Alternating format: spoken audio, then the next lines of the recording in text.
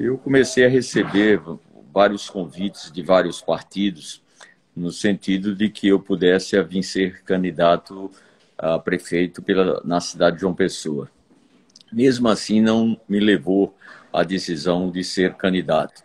Ocorreu que, com a pandemia, a gente identificou algo que considero um momento importante para a nossa cidade, porque a crise escancarada e exposta da estrutura de saúde da nossa cidade, a forma de cuidar do nosso povo, efetivamente entrou num processo de agravar, no sentido de que a saúde da nossa cidade não estava estruturada para cuidar de problemas emergenciais e muito menos das condições de rotina do dia a dia. E essa demanda aumentou muito. Mesmo assim, eu ainda resisti, tanto que mudei de partido no prazo limite de filiação e sem assumir o compromisso da candidatura.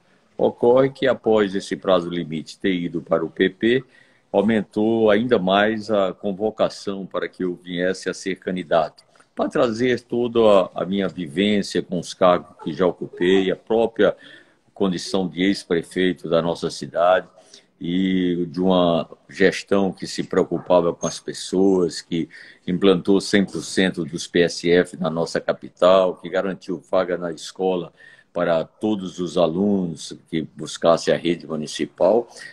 Aumentaram os convites e vamos dizer assim, a convocação para essa candidatura.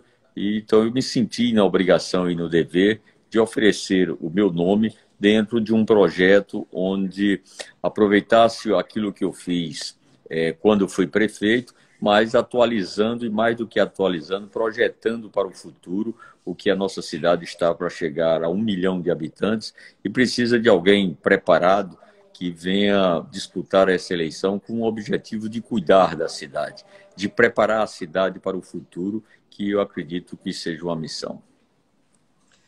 Houve uma outra mudança na sua história, porque depois de deixar o MDB, você tinha permanecido como tucano durante esse tempo todo, né?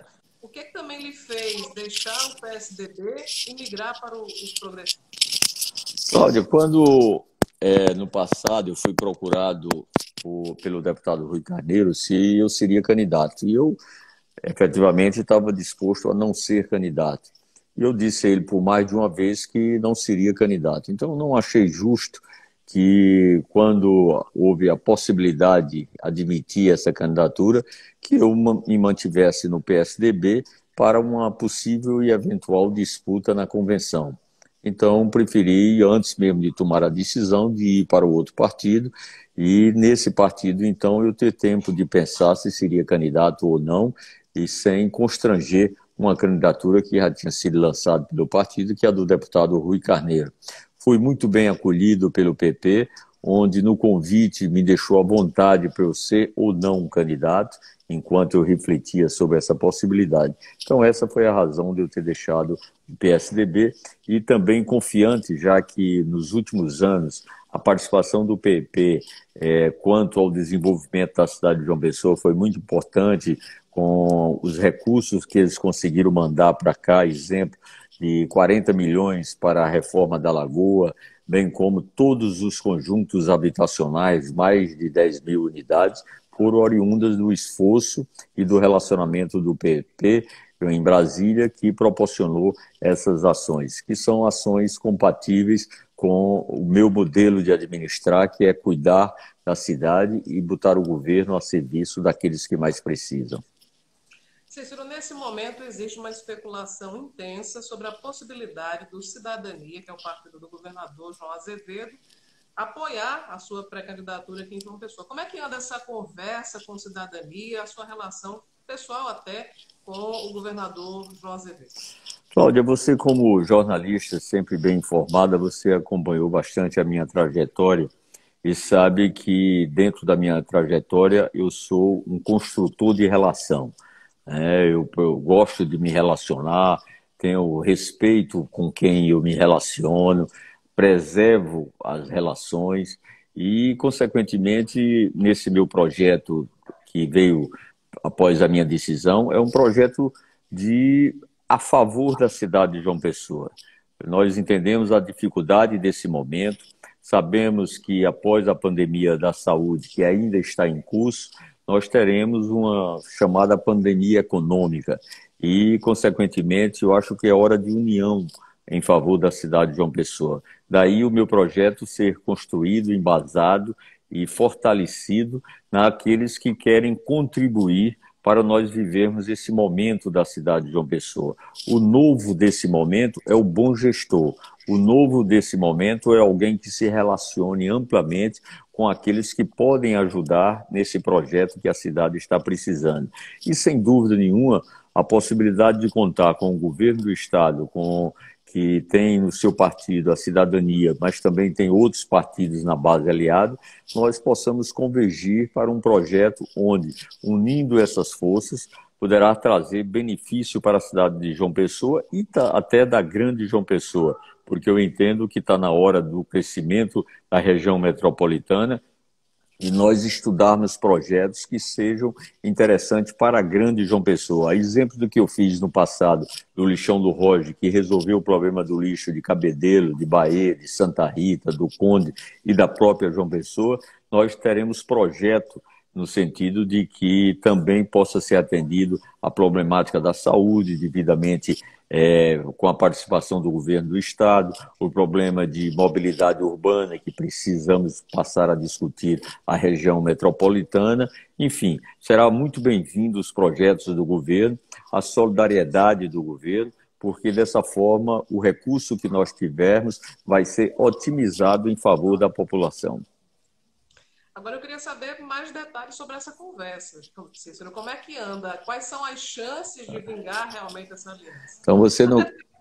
O Cidadania conseguiu fechar uma composição em Guarabira, surpreendeu, né?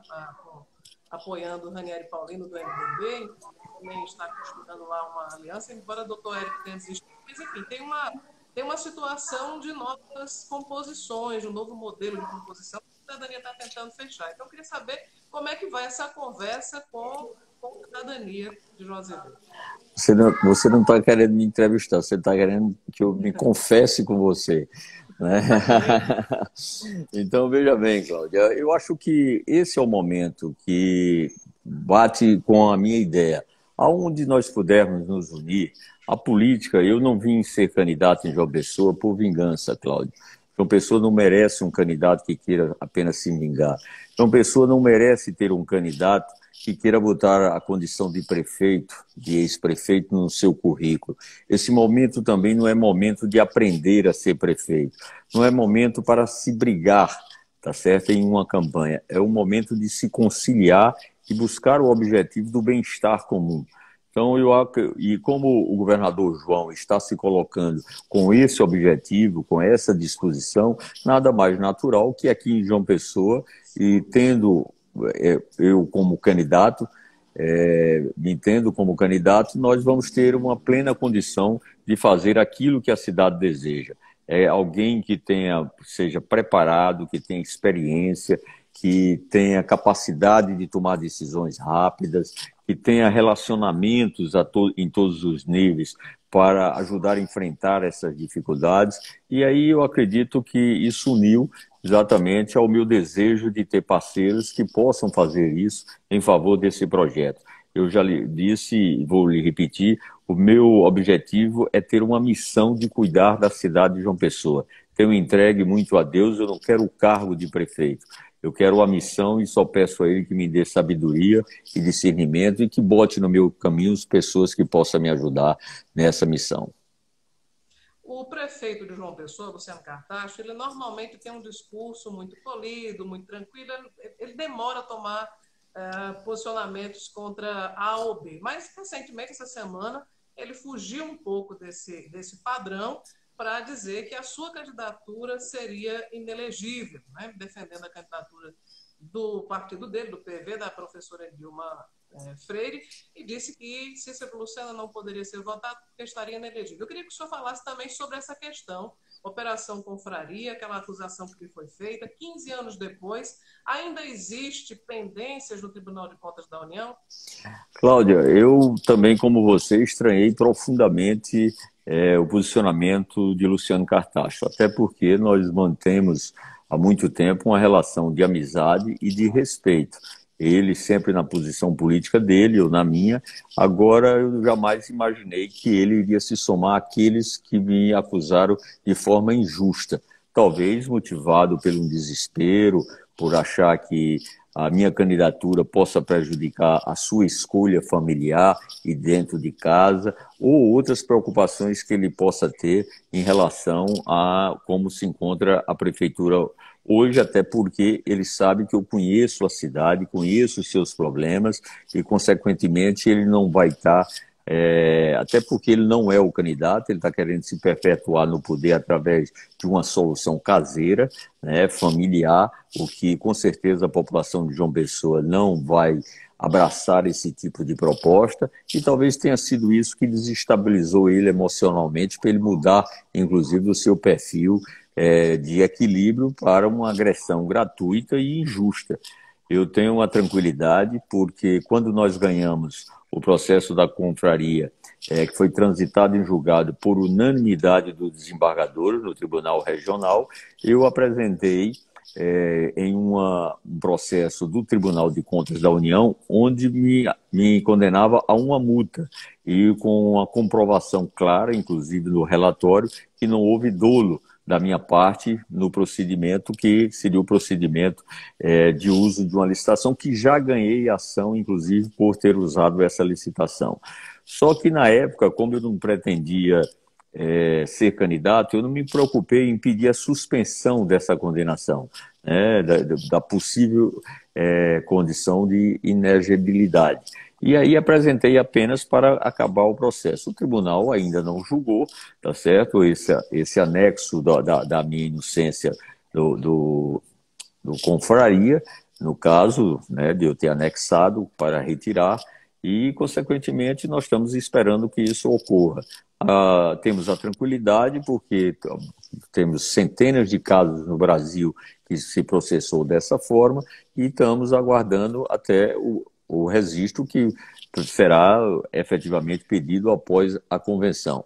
Lamento esse desequilíbrio, esse desespero do prefeito de João Pessoa, e sugiro a ele que ele vá cuidar da cidade, do problema da Covid, que ele melhore a merenda da nossa cidade, que ele procure fornecer o medicamento, bote os médicos que estavam faltando no PSF, que ele marque os exames no dia que as pessoas precisem, do que ele está gastando em propaganda, como a que ele faz da merenda, e fornecendo merenda sem temperos, que é para as crianças que não estão aguentando a comer. Até porque o que ele está gastando de propaganda dava para comprar muito bem o tempero das merendas. Eu acho que ele devia voltar a administrar João Pessoa até o final do seu mandato, em vez de estar preocupando em se perpetuar através de uma parente querendo usar a cidade de João Pessoa como trampolim político.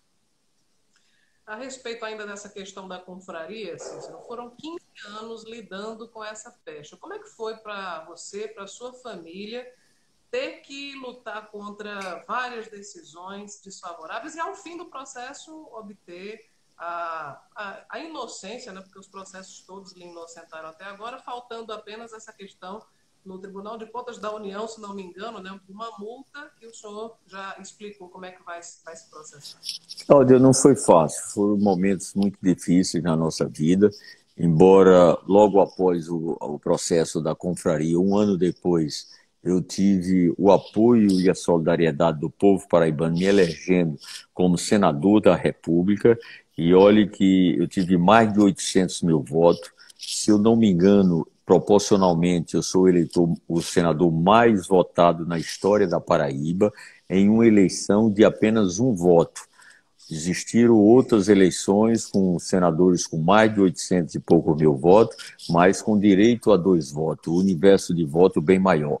Então isso aí já foi Deus me dando exatamente a resposta da minha inocência e através do povo da Paraíba que me ajudou a, vamos dizer assim, enfrentar esse período. Mas sempre com muitas orações, com muito equilíbrio, com muita união da minha família e dos amigos, nós conseguimos vencer.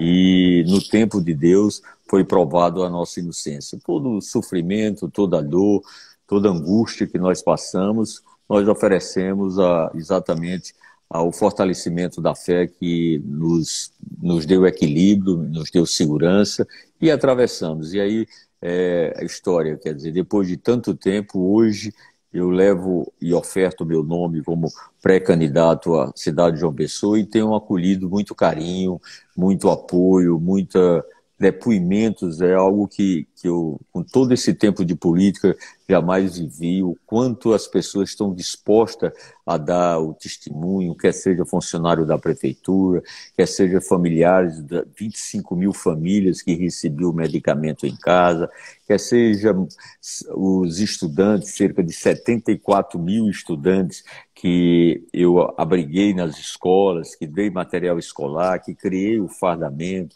que teve uma merenda premiada pela ONU como um dos 12 programas de segurança alimentar do mundo, que teve a preocupação de abrir espaços tanto na área de esporte para os nossos atletas, nossos alunos, como também na área cultural, com a Orquestra Sinfônica Infantil, com o Balé Bolshoi. Então, esses depoimentos é o que tem me alimentado nesse momento. O que aconteceu para trás, nós já tínhamos entregue a Deus e continuaremos fazendo isso e olhando para frente, com a alma leve, com o coração recheado de amor, de respeito ao próximo, de carinho e de gostar de fazer o bem. Mandar um abraço aqui para o Edivandro, do Padre Biapina, que está registrando aqui, que está acompanhando a live desde o início. Tem uma pergunta, aliás, um abraço também para Beto Pirulito, que também está acompanhando. A jornalista Glaudenice Nunes pergunta: o que é que João Pessoa pode esperar de uma nova gestão sua? Uma gestão que eu não farei promessa de campanha, Cláudia. Eu farei uma demonstração de prática de governo e de procedimento de vida. Uma característica que, graças a Deus, nós conseguimos formar é que nós gostamos de fazer o bem. Quando eu digo nós, porque sou eu, Laura Emília e toda a minha família, nós somos formados e forjados nesse bem-querer. Então, o que é que eu quero dizer com isso? Quando nós administramos a cidade de João Pessoa, um exemplo, quando fechamos o Lixão do Roge, o Lixão do Roge foi um estudo, um compromisso que nós assumimos com o Dom Marcelo Pinto Cavalheira de acabar com aquela chaga social que existia, tirando 290 famílias, construindo os apartamentos, colocando creche, escola, pagando bolsa escola quando no Brasil ainda não existia, para as crianças não irem com a família catar o lixo no Lixão do Roge como renda. Quando criamos a cooperativa e bancamos a diferença do salário mínimo até ele se estabilizar com os produtos reciclados, nós fizemos algo que hoje, 17 anos depois, ainda serve de modelo para o fechamento de cerca de 2.800 municípios no Brasil. Ou seja, em 2003, nós fizemos algo tão moderno que em 2020 é o modelo ainda a ser adotado. Então, essa é a minha marca, de ver o futuro, de antecipar, de procurar aprender, ver o que é que as cidades mais evoluídas estão fazendo, qual é a tendência do mundo em determinados setores. Para você ter ideia, por exemplo, na área de educação, além de ter garantido vaga para todos os nossos alunos, de ter a merenda que eu fiz referência, o material de ato, de ter feito cursos de qualificação dos nossos professores. Quando assumimos a prefeitura, tinha vários professores que não tinham curso superior, fizemos parceria com as universidades para que todos os professores da rede municipal tivessem o nível superior e correspondendo, então, a novo salário no padrão de nível superior, nós temos a certeza que podemos avançar. E para você ter ideia, como eu penso na frente, há 8 anos atrás eu dizia que daria um tablet para os alunos da rede municipal. No Senado, eu apresentei um projeto onde daria um tablet para todos os alunos da rede pública do Brasil. Você imagina, Cláudia, se essa minha ideia tivesse sido adotado ou a nível de João Pessoa ou a nível de Brasil? O que é que nós estaríamos vivendo na educação hoje? Professores treinados e qualificados para lidar com a tecnologia da informação, tá certo? Teríamos um processo de de melhoramento, né, vamos dizer, da estrutura pedagógica das escolas públicas, e nós teríamos os nossos alunos devidamente acostumados a lidar com a informática e não estaríamos perdendo na rede pública municipal o ano letivo como estamos perdendo. Então, isso eu anunciei há 8 anos atrás, não que eu previa a pandemia, mas eu anunciei que era necessário a gente levar a tecnologia para as nossas escolas municipais, porque eu entendo de uma forma muito clara que não está escrito em lugar nenhum do mundo que a escola pública tem que ser pior do que a escola particular. Eu sou daqueles que acho que a escola pública tem que ser igual ou melhor do que a rede privada. Então, é esse compromisso, a exemplo da saúde, que eu peguei João Pessoa sem nenhum PSF. Deixei com 184 PSF, sendo a primeira capital do Brasil a ter 100% de cobertura do PSF, entregando medicamento em casa a 25 mil pessoas, pelos correios. Quer dizer, não só deixava de faltar nos postos, mas como também tinha um gesto de atenção, de respeito, de cuidado com essas pessoas que precisavam tomar o medicamento. Naquela época, o agente de saúde usava o instrumento que era mais moderno da época, que era o Palm Top, tá certo? Hoje, você tem, e vou fazer se for da vontade de Deus, você tem a condição de usar, veja que coisa incrível, o Ministério da Saúde paga R$ 2.700 por PSF informatizado. Quando ele fala informatizado, são 3 computadores, um para o médico, um para o enfermeiro e uma para a parte administrativa. 2 impressoras, uma para o médico imprimir as receitas, outra para a parte administrativa. E os tablets para os agentes de saúde.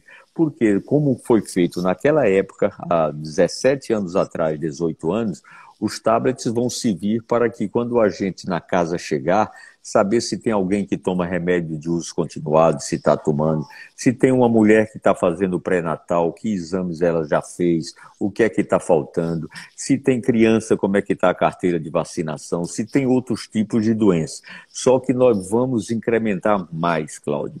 O que é que nós vamos fazer novo? Porque a tecnologia atual permite e só falta a decisão do prefeito. Ora, se o Ministério paga essa informatização, eu não vou tirar um centavo sequer da prefeitura. O que é que eu pretendo oferecer à cidade de João Pessoa? Eu pretendo aproveitar, por exemplo, com esse tablet, a telemedicina que agora foi autorizada no Brasil, embora isso já tivesse em outros países há muito tempo.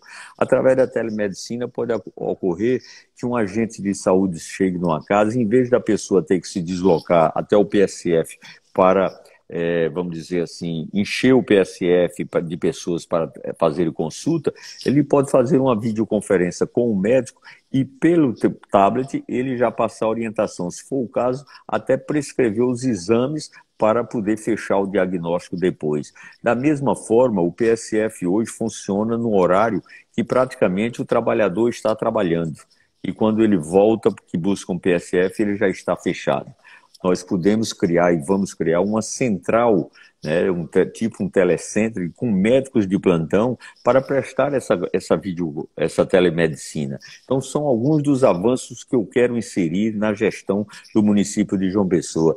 A questão do medicamento, eu farei, que eu vejo que é possível, porque já tem tecnologia para isso, eu farei uma licitação de menor preço. Definido esse menor preço no produto, a farmácia que quiser se habilitar ao fornecimento, ela fornecerá, devidamente autorizado, a receita pelo médico, autorização em cada farmácia que essa pessoa chegue, que pode ser uma farmácia de rede, de esquina, de ponta de rua, no bairro, perto do PSF, perto da sua casa, perto do seu trabalho, e se o médico prescreveu o medicamento, você pega na farmácia. Tecnologicamente, hoje nós já temos como ter isso, inclusive com mais controle, com menos desvio.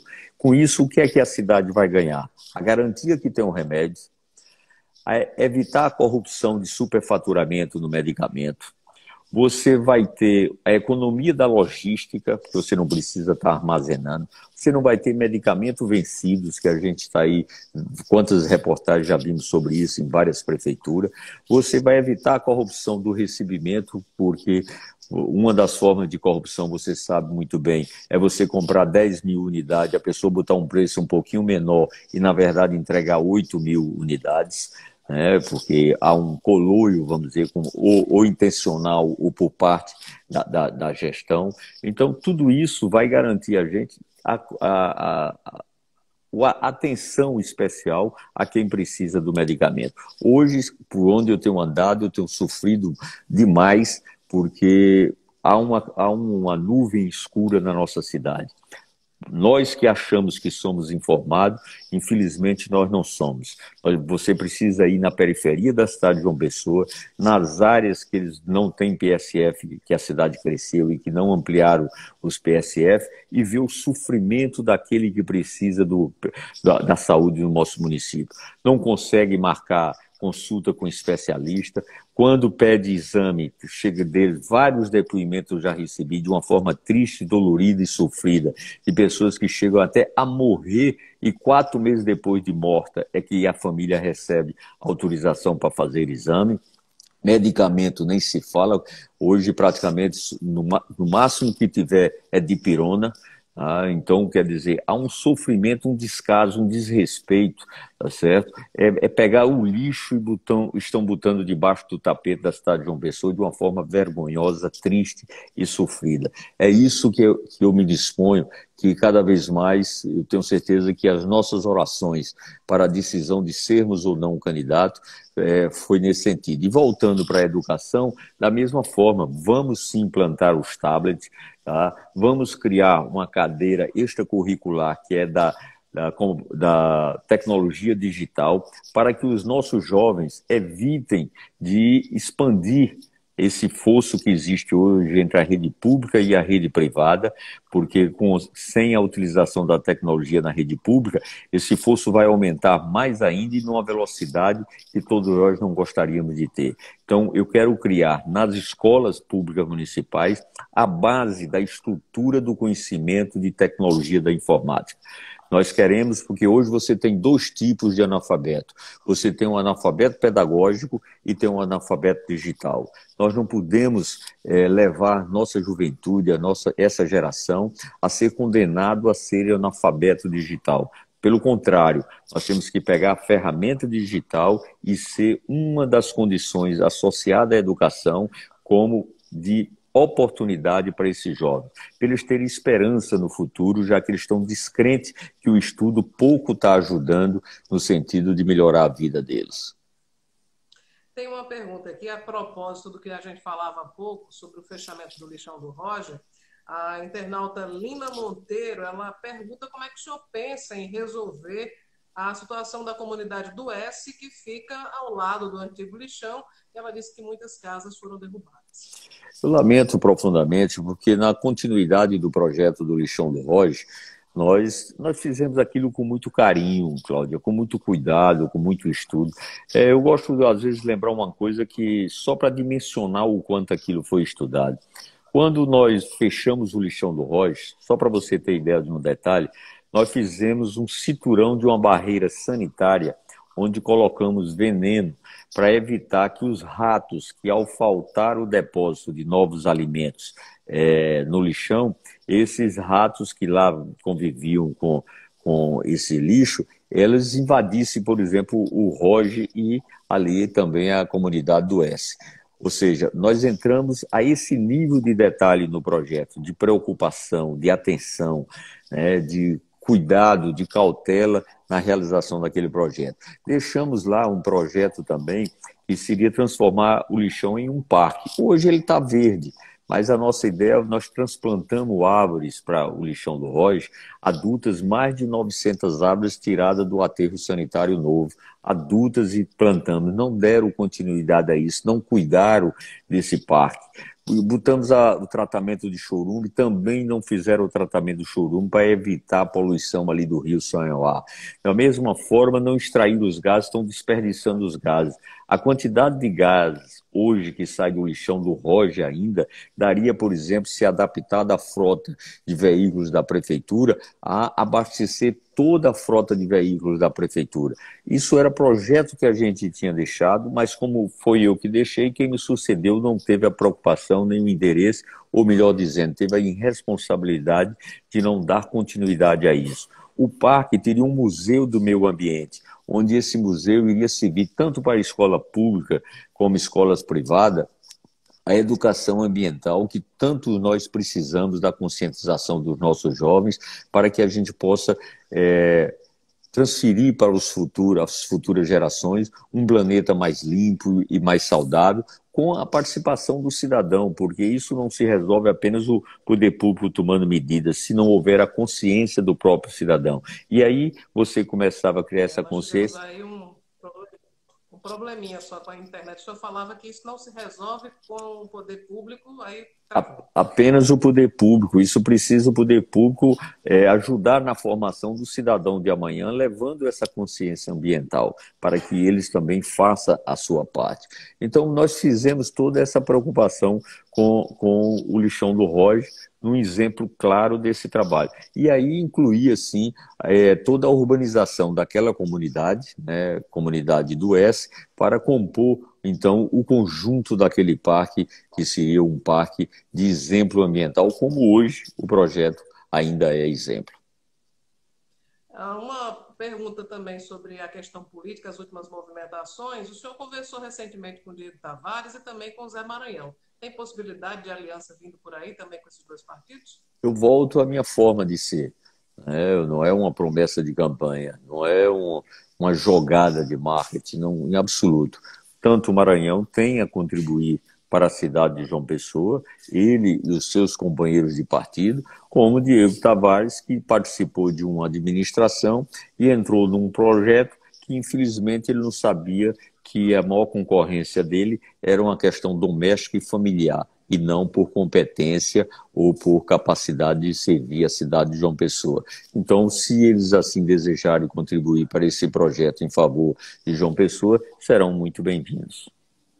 Como é que está sendo estruturada a sua campanha? Quem é que está lhe ajudando? Plano de governo, como é que está sendo construído? Já tem agência publicitária trabalhando? Como é que está esse momento de pré-campanha, mas que já é de organização para a campanha propriamente dita? Sem dúvida, há algo desconhecido nesse processo eleitoral que, embora tenha uma tendência, não há uma forma clara de como serão feitas a campanha. Sabemos que as redes sociais serão importantes, o veículo de comunicação como rádio e televisão vão continuar também com a sua participação, mas que nós não teremos possivelmente mais comício, carreata, arrastão, então vai ser muito mais por comunicação, vamos dizer, repito, de rádio, televisão e pela web.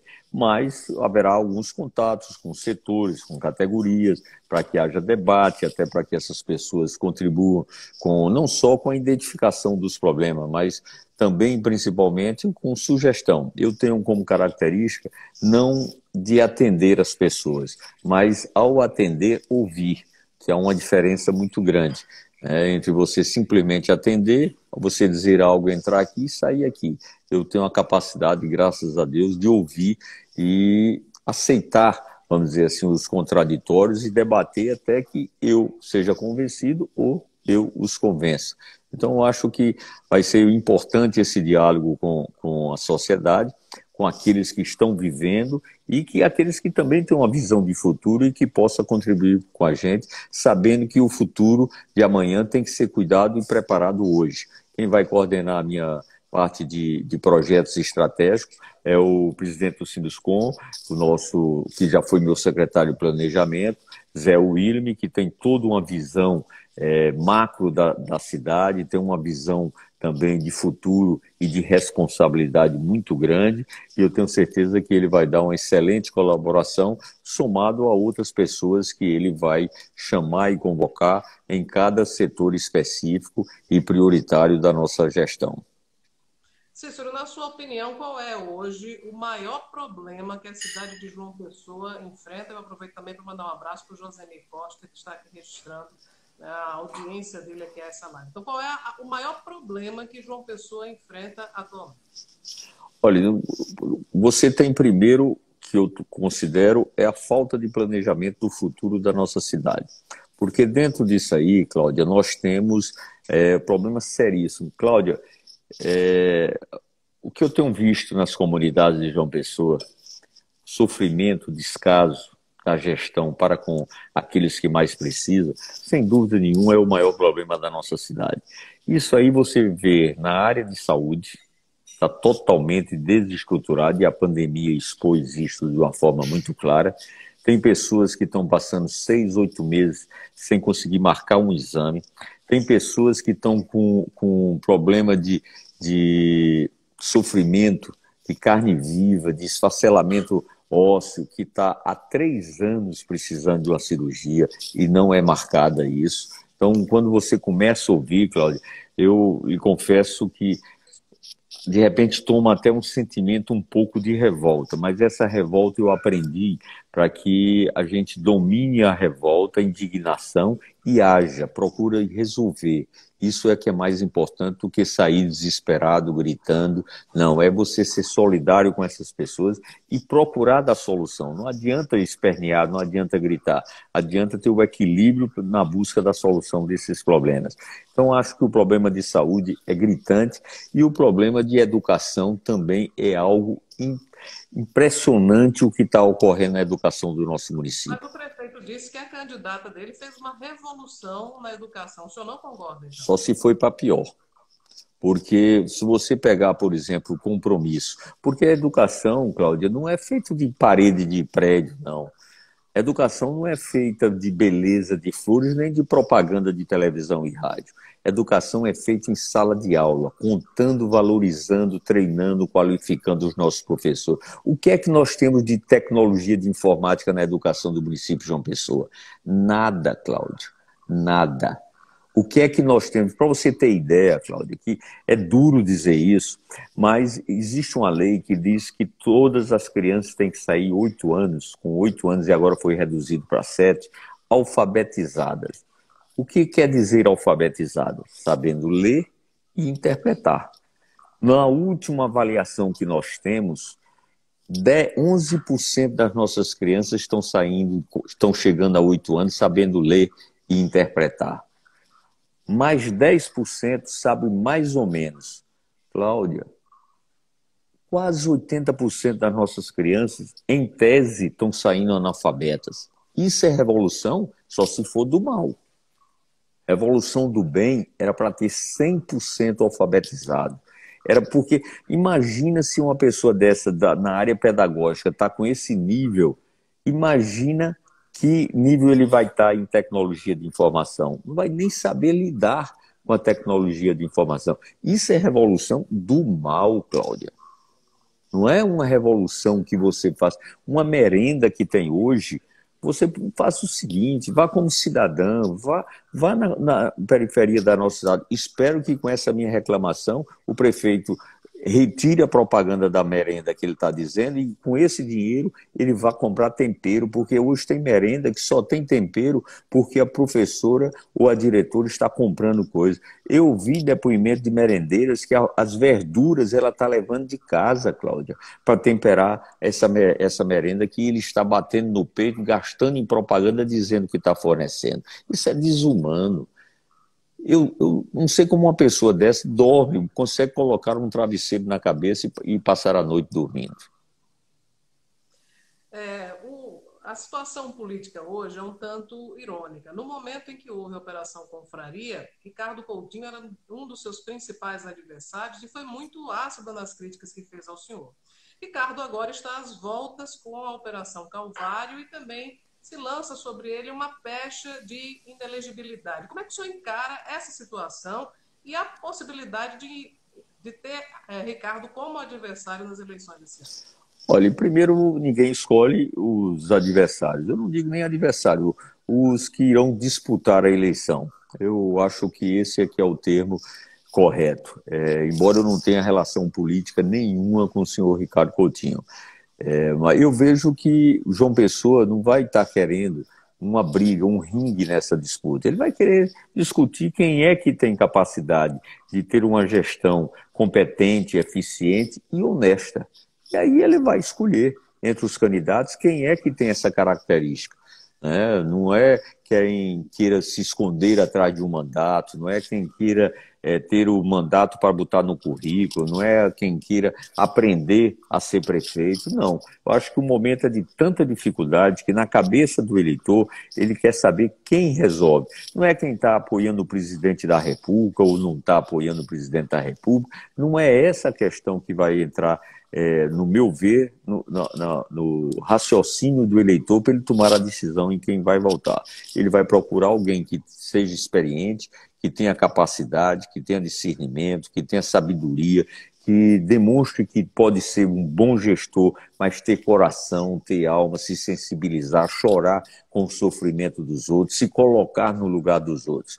Eu já disse algumas vezes, Cláudio, e vou te contar uma história aqui, que talvez alguns dos internautas já tenham ouvido da minha parte. Quando eu era criança, com 6, 7 anos de idade, um dia eu cheguei em casa, a gente morava no Piauí nessa época, eu cheguei em casa com uma gaiola com um passarinho dentro. E com aquela alegria de criança, da novidade do brinquedo, considerando aquilo um brinquedo, eu fiquei dando de beber ao passarinho, dei comida ao passarinho, botei a gaiola no chão, deitava de um lado da gaiola, quando o passarinho pulava para o outro lado, eu arrodeava a gaiola, e meu pai ia observar.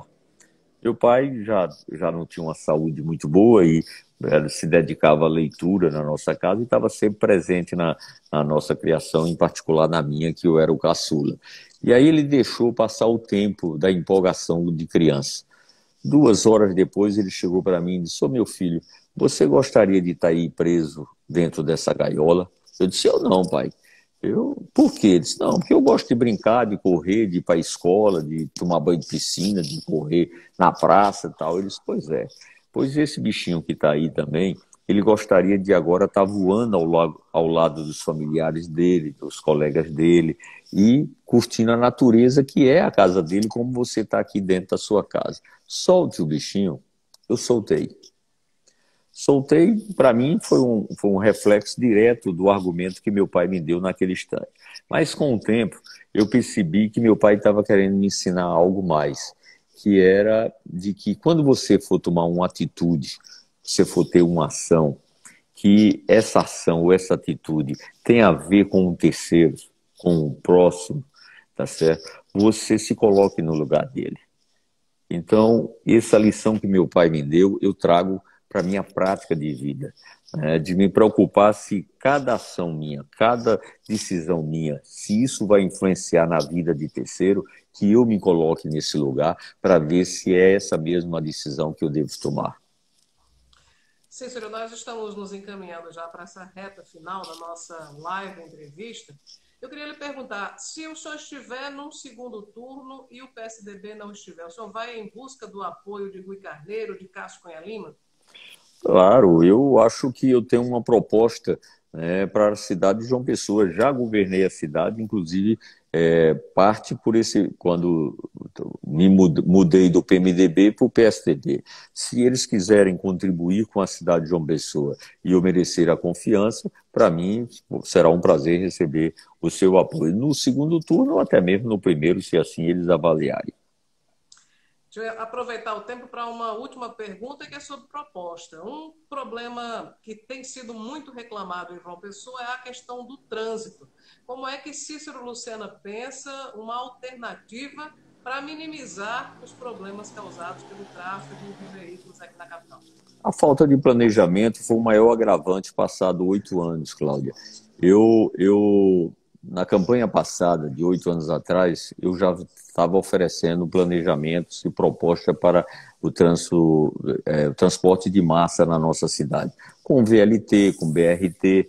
Obviamente que isso não seria feito no primeiro ano do mandato, mas isso, como toda e grande ação e obras, você faz um cronograma e vai executando por etapa, captando os recursos, fazendo um bom projeto. Existem pontos estrangulados na nossa cidade, vários pontos estrangulados de trânsito. Esse nós vamos procurar resolver da forma mais rápida possível e vamos apresentar isso em campanha. Mas hoje, pela minha caminhada, pela periferia, pelas comunidades da cidade, as que, novas que foram construídas, que nem ônibus têm acesso, nós vamos com certeza tentar resolver algo que o povo, na sua sabedoria, está dizendo que hoje o transporte coletivo está mais com uma lata de sardinha do que mesmo para um ônibus que transporte gente. Então, nós vamos sim buscar alternativas para ir resolvendo isso por etapas e preparando João Pessoa para 1 milhão de habitantes. Porque o futuro, repito, se cuida agora, não é quando ele chega, não. Muita gente durante essa live ficou aqui soprando e comentando que o vice será Léo Bezerra. Claro que eu não vou querer que o senhor anuncie agora quem vai ser o vice. Mas quando é que vai se saber quem será o companheiro ou a companheira de chapa de Cícero Lucena? Eu tenho conversado com todos os possíveis aliados no sentido de que, obviamente, que nós não vamos lançar uma chapa puro sangue, como costumo dizer. Que dentro dos aliados nós possamos escolher alguém que venha ser meu vice. Quando eu digo alguém que venha ser meu vice, eu fui formado numa escola com o Ronaldo, onde Ronaldo dizia para todo o Brasil que a Paraíba tinha o privilégio de ter 2 governadores. Então, o que eu quero não é um vice que seja apenas para ter aliança de um apoio. Eu quero alguém que venha me ajudar, não só na campanha, mas também, principalmente, na gestão, porque eu preciso montar uma equipe competente, eficiente e comprometida com aquilo que nós consideramos mais importante, que é cuidar das pessoas. Nós não seremos um prefeito da praia e da lagoa. Nós queremos ser um prefeito de toda João Pessoa, enfrentando todos os problemas e buscando as suas soluções da melhor forma possível. Então, eu espero que, dentro desse diálogo, dessa conversa, nós possamos ter um perfil que, independente de sexo, independente de idade, mas que tenha essa visão de somar para que nós possamos multiplicar nossas ações. Ok, Cícero Lucena, muito obrigada pela sua participação, pela entrevista, falando sobre tantos temas aqui na live do Parlamento PB, que vai fazer uma cobertura total dessas eleições de 2020. Muito obrigada. Eu que agradeço, Claudio, e parabenizar pela sua forma profissional de jornalismo, com independência e com preocupação com a verdade. Boa noite. Mais uma vez, muito obrigada e boa noite. E para você que participou com a gente, que acompanhou essa live, fica o convite para na próxima quinta-feira, depois de amanhã, portanto, acompanhar mais uma live entrevista, sempre às 7h30 da noite, aqui no Instagram do Parlamento PB. Muito obrigada a todos que ficaram com a gente. O convite já está feito para quinta, 7h30 da noite, aqui no Instagram do Parlamento PB. Boa noite.